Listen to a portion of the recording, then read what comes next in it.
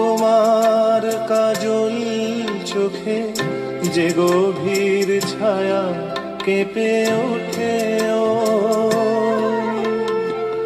তোমার আধারে ওগো যে হাসির মধু মায়া ফোটে, ও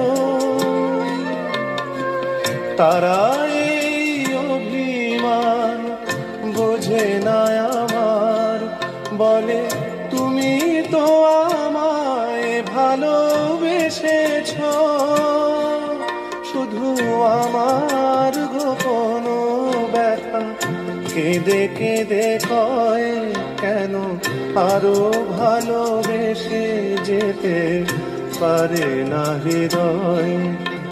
আমি এত যে তোমায় ভালোবেসেছি।